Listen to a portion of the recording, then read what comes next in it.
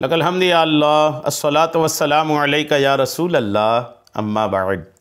سلسلہ ہے ناظرین کی طرف سے پوچھے گئے سوالوں کے جواب پیش کرنے کا۔ ہمارے ناظرین میں سے ایک نے یہ پوچھا ہے کہ ہمارے ناخن میں میل ہوں، پھر ہم استنجا کے لیے گئے اور استنجا بھی کیے، استنجا مطلب پاخانہ کے بعد استنجا کیے اور گندگی صاف کیے، اب وہی میل ناخن کے جو پہلے تھے اس استنجے سے فارغ ہونے کے بعد اب وہی میل جو ہے ابھی ناخنوں میں موجود ہے ہی ہے، تو کیا ایسی صورت میں انہی ناخنوں کے ساتھ کوئی وضو وغیرہ بنا کے نماز پڑھ سکتا ہے، یا ان میل کا کیا حکم ہے؟ یہ انہوں نے پوچھا ہے۔ آئیے جواب توجہ کے ساتھ سنیے۔ جواب کے طور پر یاد رکھیے گا کہ ناخن میں اگر میل ہیں تو وہ میل اگر ایسے ہیں کہ جو پانی اندر جانے سے روکتے نہیں ہیں، میل جو عموماً یہ مٹی وغیرہ کے ہوتے ہیں نا، یہ پانی کو اندر جانے سے روکتا نہیں ہے۔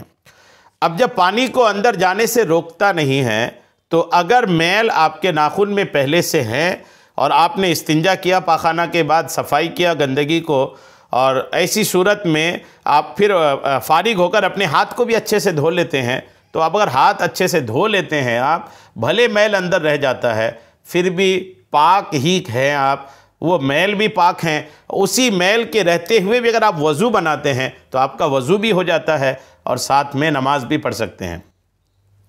آپ یہ سوچ رہے ہوں گے کہ میل ہے، ہم نے استنجا کیا، گندگی دھویا اور وہ میل میں گندگی والا پانی بھی آیا، تو پھر وہ میل پاک کیسے رہ گیا؟ تو یاد رکھیے گا کہ آپ نے ہاتھ بھی تو لگایا استنجے میں، آپ نے ہاتھ بھی تو لگایا گندگی میں۔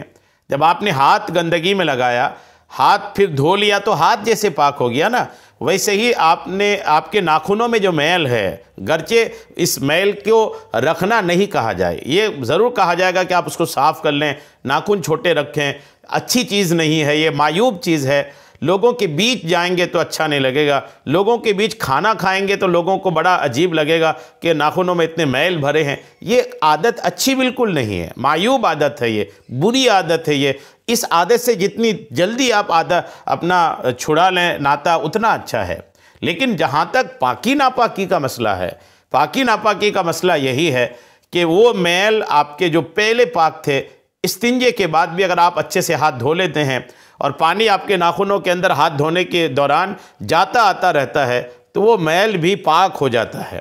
تو وہ میل پاک ہے، وہ میل ایسا نہیں ہے کہ آپ اس کے ساتھ وضو نہیں بنا سکتے یا نماز نہیں پڑھ سکتے، ایسا نہیں ہے، نماز آپ کی ہو جائے گی، وضو بھی بنائیں گے تو وضو بھی ہو جائے گا۔ بس یہ دھیان رکھنا چاہیے کہ میل ایسا ہونا چاہیے کہ جس کے اندر پانی گھس جاتا ہو، میل ایسا نہ ہونا چاہیے جو پانی اندر جانے سے روکتا ہو۔ جی ہاں، پانی اندر جانا آنا، جیسے مٹی کے میل ہوتے ہیں تو پانی اندر بھی جانے دیتا ہے، باہر بھی آ جاتا ہے، تو اندر باہر ہو کر پانی وہ میل خود پاک ہو جاتا ہے۔ یہ خیال رکھنا چاہیے۔ امید ہے بات آپ کو سمجھ میں آ گئی ہوگی۔ اللہ کریم ہم سب کو شریعت کے تمام مسائل سیکھنے، سمجھنے اور اس پر عمل کی توفیق عطا فرمائے۔ آمین بجاہ النبی الامین صلی اللہ تعالی علیہ وسلم۔